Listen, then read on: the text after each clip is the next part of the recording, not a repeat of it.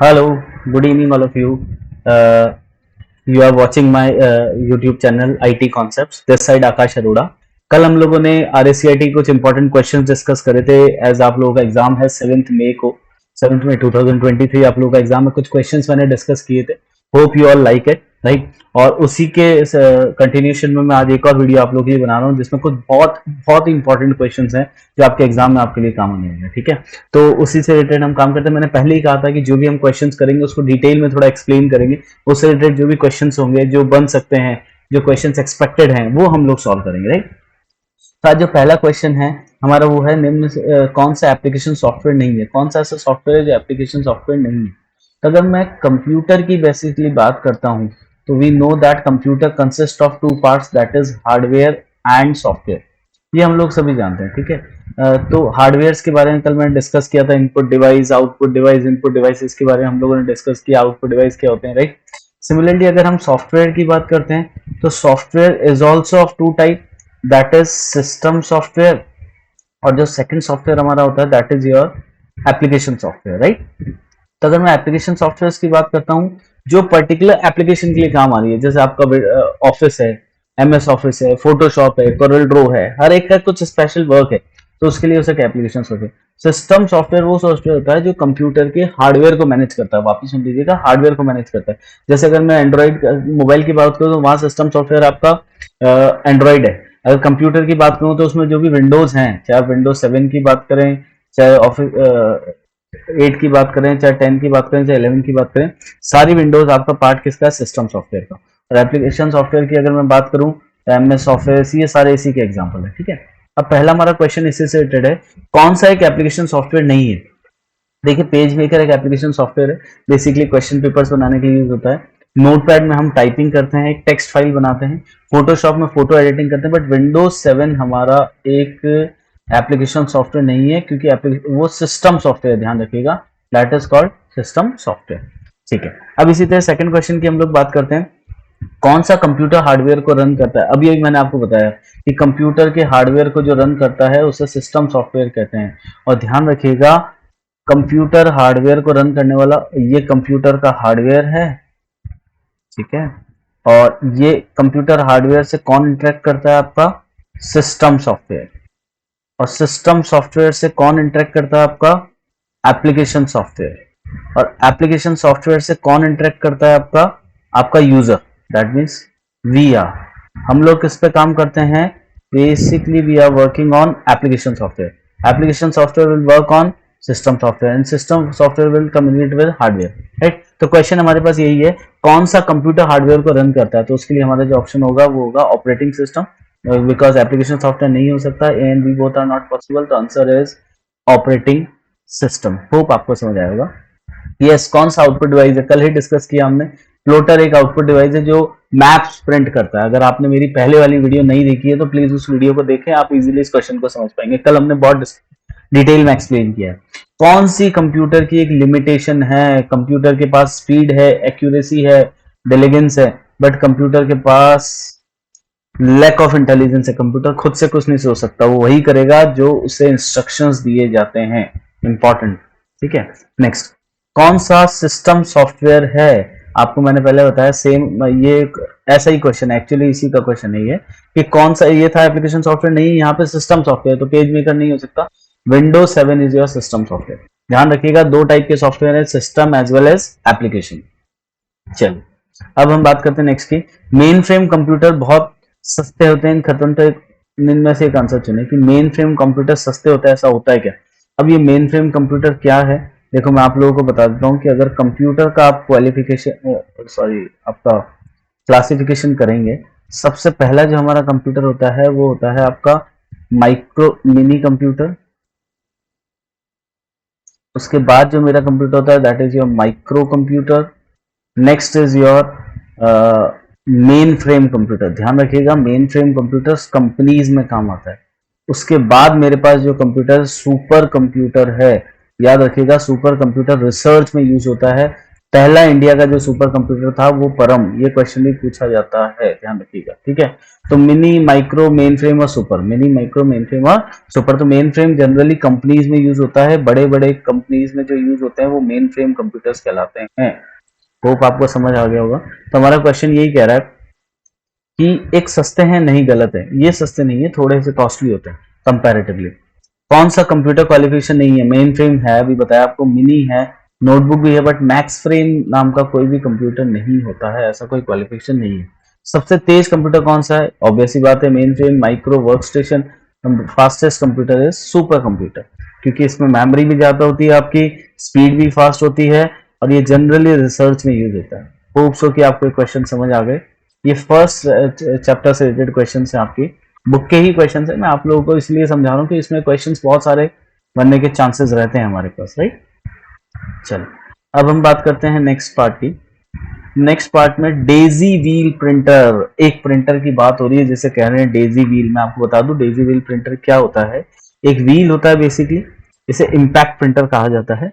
चलो अभी मैं आपको इसी बारे में एक बार डिस्कस कर लेता हूं कि अगर प्रिंटर्स की बात करेंगे, ये क्वेश्चन भी आपका आ सकता है इसके बेसिस पे। एक प्रिंटर होते हैं, देखिए, impact printers, and second printers are non impact printers. जब हम इम्पैक्ट प्रिंटर्स की बात करेंगे तो उसमें सारे प्रिंटर हैं, जैसे आपका डेजी व्हील जहां पर डायरेक्ट कांटेक्ट होता है, एक व्हील होता है जिसके अंदर कैरेक्टर्स होते हैं, एक चेन प्रिंटर, राइट, एक लाइन प्रिंटर, एक होता है drum printer. These all are called impact printers. आजकल जो प्रिंटर्स हो रहे हैं वो कहलाते हैं नॉन इम्पैक्ट, जैसे कहते हैं laser printer, inkjet printers.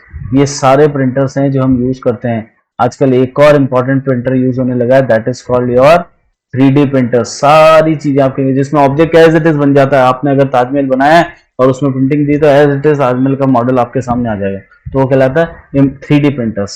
Hopes आपको समझ में आ गया होगा। इसी में एक टाइप का और प्रिंटर होता है जिसे हम कहते हैं थर्मल प्रिंटर। ये ध्यान रखिएगा, ये ATM मशीन्स में जो प्रिंटिंग होती है जनरली वहां पे थर्मल प्रिंटर है।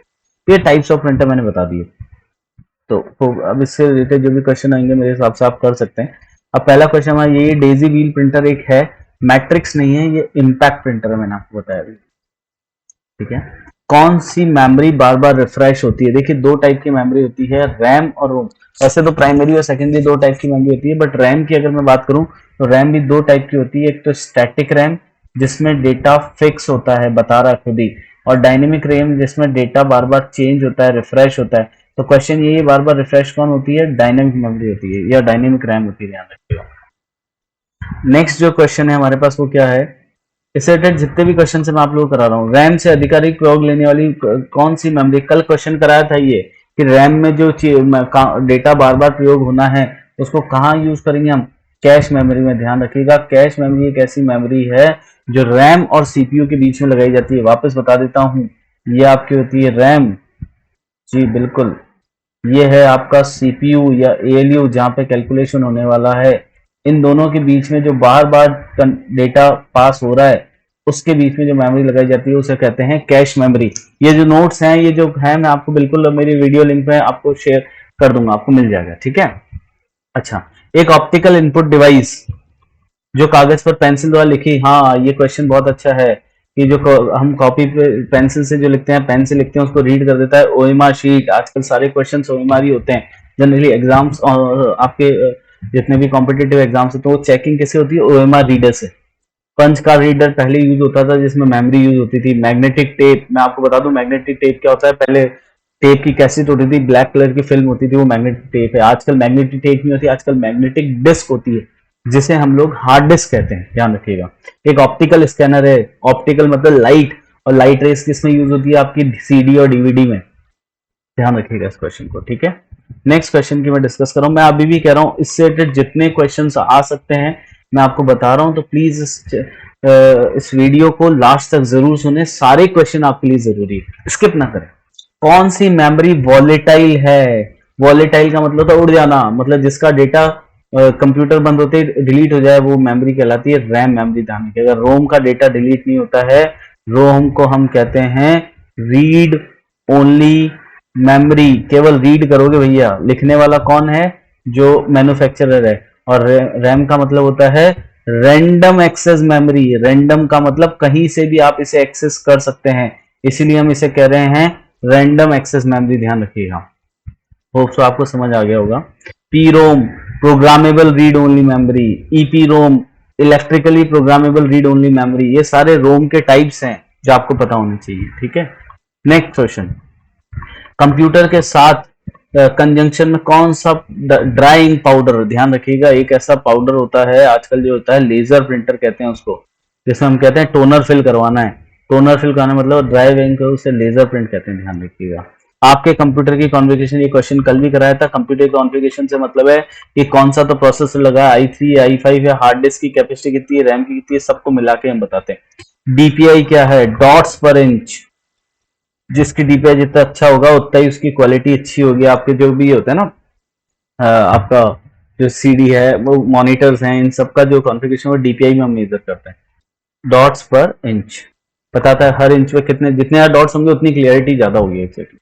ठीक है, चलिए अब हम लोग बात करते हैं, ये सेकंड चैप्टर से रिलेटेड क्वेश्चन थे। थर्ड क्वेश्चन चैप्टर से रिलेटेड क्वेश्चन बात करें, असत्य कथन को समझाइए। ये क्वेश्चन कल भी कराया था मैंने आपको कि यार रिसाइकल बिन में जो अगर फाइलें हटाओगे तो पा सकते हैं, बिल्कुल पा सकते हैं, सही है। क्या रीस्टोर कर सकते हैं, बिल्कुल सकते हैं, लेकिन अगर रीस्टाइल बिन जो फाइल भेजती है तो क्या उससे फ्री स्पेस बढ़ता है? नहीं, क्योंकि रिसाइकल बिन आपके मेमोरी का ही पार्ट है। कुछ डिलीट करके अगर रिसाइकल बिन बनाना तो मेमोरी खराब, डिलीट मेमोरी तो उतनी वेस्ट होगी, मेमोरी उतनी यूज होगी, ध्यान रखिएगा। ठीक है, चलिए अब नेक्स्ट क्वेश्चन, कौन सा ऑपरेटिंग सिस्टम ग्राफिकल नहीं है? देखिए मैं आपको बता दूं, ग्राफिकल का एग्जांपल नहीं है, मैं आपको बता दूं ऑपरेटिंग सिस्टम। मैंने आपको बताया था एक सिस्टम सॉफ्टवेयर है, ये दो टाइप के होते हैं। पहले होते थे CUI, command line user interface, जिसमें कुछ भी काम करने के लिए कमांड लिखनी पड़ती थी। आजकल जो होते हैं वो GUI, जिसमें क्लिकिंग होती है, हर काम क्लिक, मैं जो भी काम कर रहा हूँ क्लिक करके कर रहा हूँ। तो ध्यान रखिएगा, इसके दो एग्जाम्पल हैं, एक तो यूनिक्स है और पहले एक माइक्रोसॉफ्ट का भी होता था MS DOS। ये दोनों के दोनों CUI है। बाकी जितने भी हैं, चाहे लाइनेक्स हो, चाहे विंडोज हो, चाहे मैक हो, सारे के सारे आपके क्या हैं, GUI है। तो इसका आंसर हो जाएगा आपका यूनिक्स, ध्यान रखिएगा। CUI command line user interface और GUI, देखो ये डिफरेंस वो लिखा हुआ full form, graphical user interface. जो ग्राफिकल नहीं है वो CUI है, और CUI के दो एग्जांपल मैं आपको बता चुका हूँ, यूनिक्स और MS DOS। मोस्ट इंपॉर्टेंट, सबसे ज्यादा क्वेश्चंस इंपॉर्टेंट हैं, प्लीज ध्यान से समझें, ध्यान से सुने, ताकि आपको ये चीज क्लियर हो। ये वीडियो पूरा देखें क्योंकि आपके लिए बहुत इंपॉर्टेंट रहेगा। 100% आपका पेपर बहुत अच्छे से क्लियर हो जाएगा। निम्न में से कौन सा एप्लीकेशन सॉफ्टवेयर नहीं है?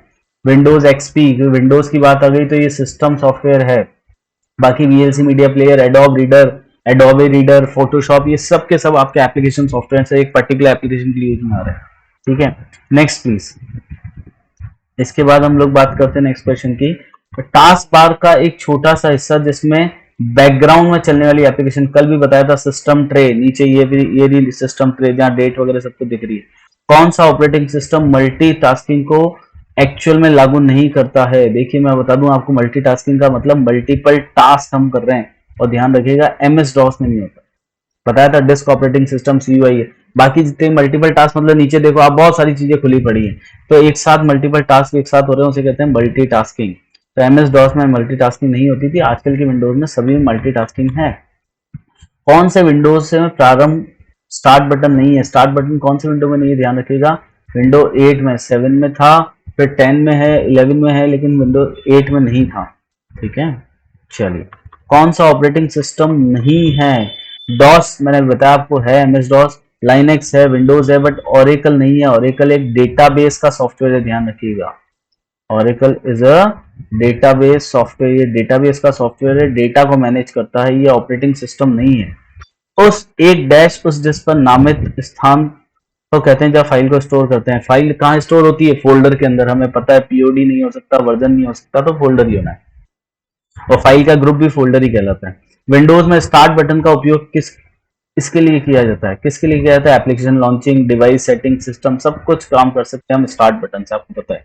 स्टार्ट बटन क्लिक करो, सारी चीजें हो जाएगी। जब भी एक फाइल को दूसरे स्थान पर डिक्शनरी को ले जाते हैं तो क्या होता है? वापस सुन लीजिएगा, सारी की सारी फाइलें ट्रांसफर हो जाएगी, लिखा है ना। फाइल, पहले क्वेश्चन कल भी कराया था क्वेश्चन कि ये फाइलें भी ट्रांसफर हो जाती हैं, और उसके अंदर की जो सब डायरेक्टरी है, उसके अंदर जो फोल्डर है वो भी आ जाते हैं। तो A और B, मैंने आपको बताया था कि अगर एक फोल्डर की बात करूं, फोल्डर को ही हम डायरेक्टरी भी कहते हैं। अब फोल्डर में क्या क्या हो सकता है, फाइल हो सकती है, नया फोल्डर हो सकता है। तो अगर मैं इसको मूव करूंगा तो ये सबको लेके मूव हो जाएगा, ऐसा नहीं है कि केवल फोल्डर चले जाएंगे, केवल फाइल, जो भी इसमें है वो सारा का सारा मूव हो जाएगा। होप सो आपको क्वेश्चन समझ में आ गया होगा। नेक्स्ट क्वेश्चन पे हम लोग आ रहे हैं।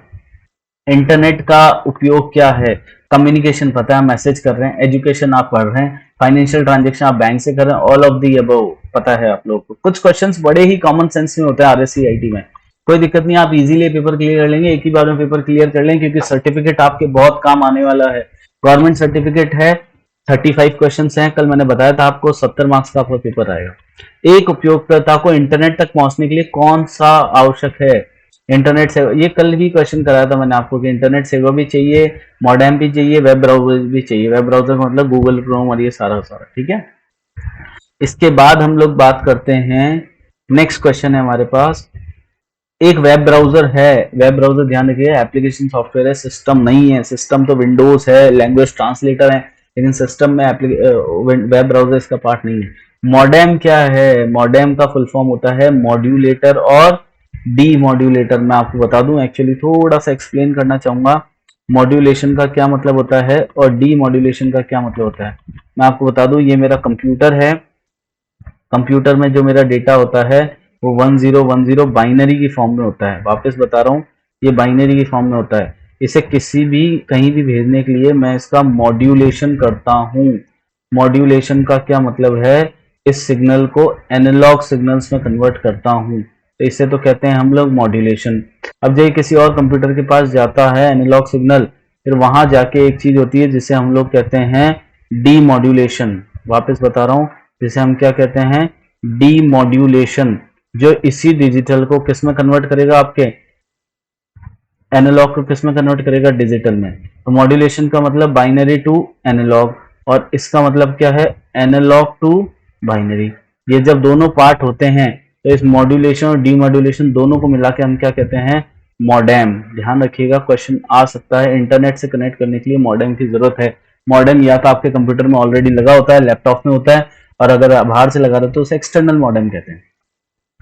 अच्छा, नेक्स्ट हमारा क्वेश्चन है, यूआरएल क्या है, यूनिफॉर्म रिसोर्स लोकेटर। हर एक वेबसाइट का एक एड्रेस होता है, www.google.com। ये एक यूआरएल है, यूनिफॉर्म रिसोर्स लोकेटर है, जिसके थ्रू किसी वेबसाइट का एक नाम दे दिया आपने। ध्यान रखिएगा, www क्या है, वर्ल्ड वाइड वेब, पता है आप लोग को, हमेशा से पढ़ते हैं, जिसमें आप इंटरनेट पर काम कर रहे हैं। कौन सा ईमेल क्लाइंट है, ईमेल क्लाइंट मतलब जिसमें मेल रिसीव करते हैं, आपको पता है जीमेल है, मिंत्रा नहीं है, राउटर नहीं हो सकता, जीमेल के अलावा और कौन सा है, याहू है, रेडिफ मेल है, ये सारे के सारे उसी के एग्जाम्पल हैं, ध्यान रखिएगा, क्वेश्चन आ सकता है।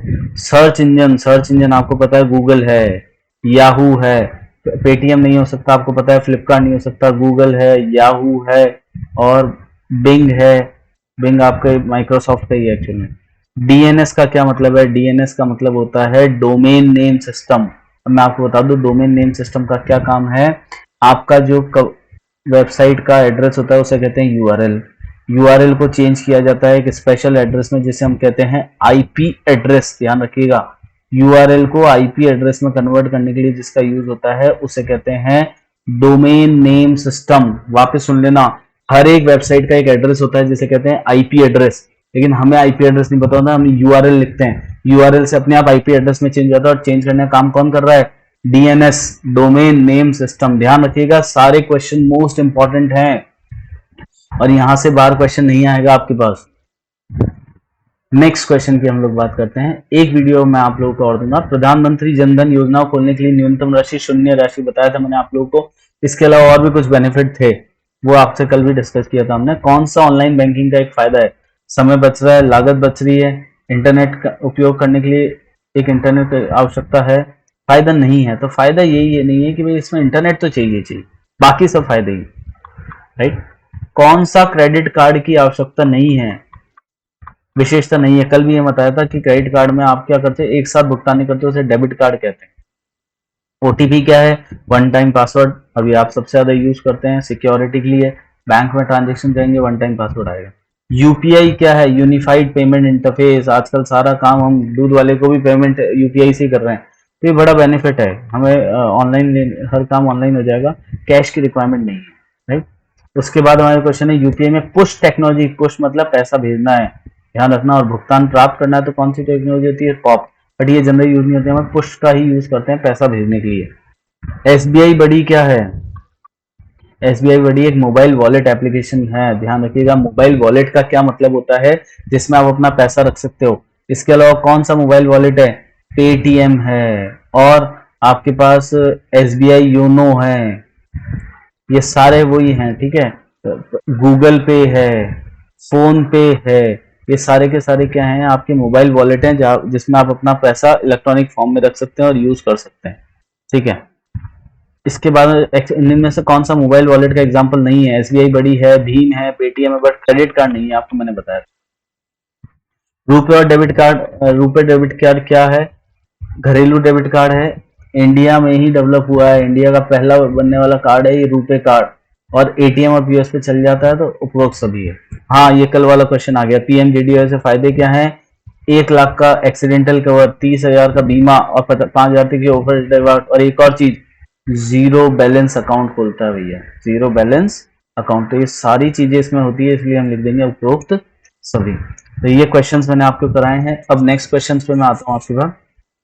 सारे मोस्ट इंपॉर्टेंट क्वेश्चन है। कौन सा एक ई कॉमर्स वेबसाइट का उदाहरण है? ट्विटर सोशल मीडिया, कल भी बताया था। Facebook social media. फ्लिपकार्ट नहीं है, फ्लिपकार्ट ई कॉमर्स है, यहाँ से हम कुछ सेल और परचेज करते हैं। टाइम्स ऑफ इंडिया एक न्यूज चैनल है, न्यूज वेबसाइट, एक्चुअली कुछ बेचने और खरीदने के लिए इस्तेमाल की वेबसाइट की श्रेणी में आती है, ध्यान रखिएगा। ई कॉमर्स वेबसाइट अभी अभी पढ़ा हमने। राजस्थान सरकार द्वारा हाँ, राजस्थान सरकार गवर्नमेंट भी एक ई कॉमर्स वेबसाइट चाहती है, जिसे हम कहते हैं ई बाजार, ध्यान रखिएगा। ई ज्ञान मैंने बताया था आपको क्या करता है, जहाँ पे बुक्स अवेलेबल है। उसके बाद हम लोग बात करते हैं माइक्रो ब्लॉगिंग का क्या है। माइक्रो ब्लॉगिंग का मतलब माइक्रो ब्लॉगिंग मतलब ब्लॉग आप बना रहे हो, ब्लॉग मतलब आपका कुछ टेक्स्ट लिख रहे हो, बट एक लिमिटेड स्पेस के लिए होता है, लिमिटेड वर्ड्स होते हैं, तो वो ट्विटर होता है, ट्वीट करते हैं जिसे हम। और अगर किसी के टेक्स्ट को वापस से करना है तो उसे रीट्वीट कहा जाता है। ऑनलाइन शॉपिंग किस प्रकार का लेन देन है? शॉपिंग की बात करें तो business to customer, business to customer, ध्यान रखिएगा आप लोग। और ये है कस्टमर टू कस्टमर। इसका एग्जांपल मैं आपको बता दूं कस्टमर टू कस्टमर का, OLX पे भेज दे, यस OLX हम एक, और बिजनेस टू बिजनेस जैसे अमेजोन बिजनेस अकाउंट जो हम बनाते हैं उसमें बिजनेस टू बिजनेस है, तो ये ध्यान रखिएगा आप, ठीक है। तो हम जो ऑनलाइन शॉपिंग कर रहे हैं that is business to customer. और एक और बताया था एसएसओ मैंने, एसएसओ में क्या होता है? एसएसओ होता है G2C, government to citizen, government की सारी फैसिलिटी सिटीजन को मिल रही है, वो कहलाता है गवर्नमेंट टू सिटीजन, ध्यान रखिएगा। नेक्स्ट क्वेश्चन, MOOC क्या है? मैसिव ऑनलाइन ओपन कोर्स, बहुत इंपॉर्टेंट चीज है जिसमें आप फ्री में कोर्सेज कर सकते हैं। फेसबुक क्या है? सोशल नेटवर्किंग साइट है, पता है आप लोगों को। जॉब सर्च का एग्जांपल, जॉब सर्च का एग्जाम अमेजोन नहीं है, naukri.com है, ध्यान रखिएगा एक, ठीक है। इसके बाद हम लोग बात करते हैं राजस्थान द्वारा लॉन्च किया गया क्लाउड बेस्ड स्टोरेज, कल भी क्वेश्चन कराया था, e wallet. Cloud storage platform का उदाहरण है गूगल ड्राइव, आपको पता है, वन ड्राइव आपको पता है, ड्रॉप बॉक्स पता है, ये सारे। और एक और जो राजस्थान गवर्नमेंट का था उसे क्या हम कहते हैं? राज ई वॉलेट, ध्यान रखिएगा, ठीक है। अब बात करते हैं नेक्स्ट की। ये सारे क्वेश्चन मोस्ट इंपॉर्टेंट है, मैं आपसे फिर रिपीट कर रहा हूं, बहुत ही इंपॉर्टेंट क्वेश्चन है, आने के पूरे पूरे चांसेस हैं। कौन सा एक राजस्थान संपर्क का चरण नहीं है? ध्यान रखिएगा, राजस्थान संपर्क मैंने बताया था एक ऐप है जिसमें आपकी अगर कोई शिकायत है तो आप उस पर दर्ज कर सकते हो राजस्थान गवर्नमेंट की। तो रजिस्ट्रेशन होता है, मॉडरेशन होता है, एलोकेशन, तो स्क्रूटनाइजेशन उसके अंदर नहीं होता, ध्यान, वो काम हमारा नहीं है। आयुष्मान भारत स्वास्थ्य बीमा योजना को राजस्थान में किस स्थिति में लागू किया था? ये क्वेश्चन भी पूछा सकता है, 1 सितंबर 2019 को। निम्न में से कौन सा पंजीयन राजस्थान जन आधार योजना के तहत सम्मिलित नहीं है? राजस्थान जन आधार में क्या कर सकते हो आप? जन्म आधार कर सकते हो, जन्म मृत्यु कर सकते हो, विवाह का पंजीयन कर सकते हो, जन आधार योजना, बट मकान और घर का पंजीयन इसमें नहीं होता, ऑब्वियसली बात है। EPDS प्रणाली बताया था, इलेक्ट्रॉनिक पब्लिक डिस्ट्रीब्यूशन, जिसमें हम क्या कर रहे हैं? राशन प्रोवाइड कर रहे हैं। तो इसमें दो चीज होती है, एक तो BPL बिलो पॉवर्टी लाइन, एक और होता है APL that is above poverty line, जो गरीबी रेखा से ऊपर हैं, ठीक है। आयुष्मान स्वास्थ्य के कौन सा कथन असत्य है? देखिए आयुष्मान कहते हैं, मैं क्या तो इसमें सब कुछ होता है, सरकारी में निःशुल्क है, राष्ट्रीय खाद्य सुरक्षा के अंतर्गत आने वाले परिवार शामिल हैं, आईपीडी शामिल है बट ओपीडी शामिल नहीं है, ध्यान रखिएगा। और आजकल तो अभी राजस्थान गवर्नमेंट ने जो है चिरंजीवी योजना का यूज हो रहा है। इसके बाद ईपीडीएस में एमएसपी क्या है, एमएसपी का मतलब होता है मिनिमम सपोर्ट प्राइस, जो सपोर्ट आपको गवर्नमेंट कर रही है। आधार कार्ड में कितने अंक होते हैं बताया था कल, 10 डिजिट्स होते हैं। और जो आपका इसके बाद है पीडीएफ में एफपीएस का क्या मतलब, कल बताया था राशन की शॉप को हम कहते हैं fair price shop. Rajasthan Jan Aadhaar योजना के कौन सा कथन सत्य है, प्रति 10 अंक की, मैं पहले बताया था राजस्थान में जो जन आधार है वो 10 डिजिट का है, ये क्वेश्चन आ सकता है। जन आधार कितने डिजिट का है, 10 डिजिट का है। इसके बाद 18 वर्ष या अधिक उम्र की महिला मुखिया होगी, ये बिल्कुल सही है। प्रत्येक निवासी को 16 अंक नहीं, 16 अंक पहचान नहीं होता, 10 अंक होता है, तो ये गलत है। और आधार में नामांकन के पश्चात आधार संख्या और जन आधार पर, बिल्कुल सही है। जन आधार बनता ही आधार कार्ड पे, जैसे आप आधार कार्ड बनाओगे उसके अकॉर्डिंग आपका जन आधार बन जाएगा। राजस्थान जन आधार योजना के संदर्भ में डीबीटी क्या है, डीबीटी का मतलब होता है डायरेक्ट बेनिफिट ट्रांसफर, ध्यान रखिएगा। डायरेक्ट बेनिफिट ट्रांसफर का मतलब आपको अगर कोई स्कीम का फायदा मिल रहा है तो सीधा आपके खाते में पैसा आएगा। बिल्कुल, ये भी हमारे पास क्वेश्चंस हो गए, सारे इंपॉर्टेंट क्वेश्चन है, मैं अगेन रिपीट कर रहा हूँ, बहुत काम आने वाले हैं आपके। हाँ जी, एक और टॉपिक चैप्टर के क्वेश्चन कर रहा हूँ। एसएसओ कल भी बताया था, सिंगल साइन ऑन जन सूचना पोर्टल के संबंध में, सॉरी हाँ, जन सूचना पोर्टल के संबंध में निम्न में से कौन सा कथन सत्य नहीं है। वापस रिपीट कर रहा हूं, कौन सा कथन सत्य नहीं है। सूचना प्राप्त करने के लिए आधार पंजीयन आवश्यक है, पोर्टल का नाम बिल्कुल सही है। जन सूचना एक वो पोर्टल है जिसपे आप कोई भी सूचना पा सकते हो। आम सरकार को जितनी भी सूचनाएं आसानी उपलब्ध कराना एक ही स्थान पर उपलब्ध है, तो ध्यान रखिएगा सूचना प्राप्त करने हेतु आधार पंजीयन की आवश्यक नहीं है, बिना आधार के भी आप ये काम कर सकते हैं। जन सूचना एक वेबसाइट है। नागरिक ऑनलाइन माध्यम से रोजगार के लिए कैसे पंजीकरण कर सकते हैं, ई मित्र से कर सकते हैं, एम्प्लॉय डिपार्टमेंट दोनों से कर सकते हैं, ध्यान रखिएगा। ई मित्र पे भी आप कहीं अगर कोई आप अनएम्प्लॉय हैं तो वहां से आप कर सकते हैं। एसओसओ के तहत एक नागरिक पंजीकरण कैसे कर सकता है, आधार कार्ड के जरिए कर सकता है, भामाशाह कर सकता है, जन आधार कर सकता है, इन सब के थ्रू कर सकता है, इवन ईमेल आईडी के थ्रू भी कर सकता है, मैंने बताया था आपको। अच्छा, नेक्स्ट क्वेश्चन की मैं बात करता हूं अगर, तो इसके बाद है निम्न में से एक नागरिक संपर्क, हाँ बताया था राजस्थान संपर्क जो ऐप है, किससे कर सकते हो, मोबाइल ऐप से कर सकते हो, एप्लीकेशन से कर सकते हो, toll free numbers, all of the above. EPDS electronic public distribution system, जिसके थ्रू राशन बांटा जाता है, बिल्कुल सही है। नागरिक ऑनलाइन माध्यम से क्या कर सकते हैं, ई मित्र से भर सकते हैं फीस, एसएसओ आईडी भर सकते हैं, यूनिवर्सिटी सबसे भर सकते हैं। एसएसओ का उद्देश्य क्या है, सहायता, डेस्क लागत कम करना, ग्राहक को संतुष्ट या उपभोक्ता, ये सारी की सारी चीजें किसकी, एसएसओ। तो आज के लिए मैंने आपको ये सारे क्वेश्चंस कर दिए, अराउंड 60 से 70 क्वेश्चन मैंने आपको आज कराए। ये सारे क्वेश्चन आप पूरा वीडियो देख लें, आपको एक बार में समझ आ जाएगा कि मैंने सब कुछ एक्सप्लेन कर दिया। एक वीडियो मैं और कोशिश करूंगा कि आप लोगों के लिए बना सकूं। 7 मई को आपका पेपर है, 7 मई 2023 को। All the very best. आपको एडमिट कार्ड मिल गए होंगे, नहीं मिले तो आप अपने सेंटर से ले लीजिए, एडमिट कार्ड ले लें, पूरी तैयारी रखें उसके लिए। मैंने आपसे वापस कहा 35 क्वेश्चन आने वाले हैं आपके पास, सारे क्वेश्चन जो मैंने आपके कराए हैं वो मोस्ट इंपॉर्टेंट हैं। तो ये आप जो वीडियो देख रहे हैं that is on IT concept, मेरा यूट्यूब चैनल है, दिस साइड आकाश अरोड़ा। अगर आपको लगता है कि ये वीडियो आपको अच्छा लगा, आपके लिए हेल्पफुल रहा, तो उसे लाइक करो, सब्सक्राइब करो, कमेंट करो। और भी अगर कुछ इश्यूज हैं तो आप मुझसे बता सकते हैं। कोई भी टॉपिक अगर आपको समझना है तो प्लीज कमेंट करें ताकि मैं आपके लिए वीडियो बना सकूं। Thank you so much all of you.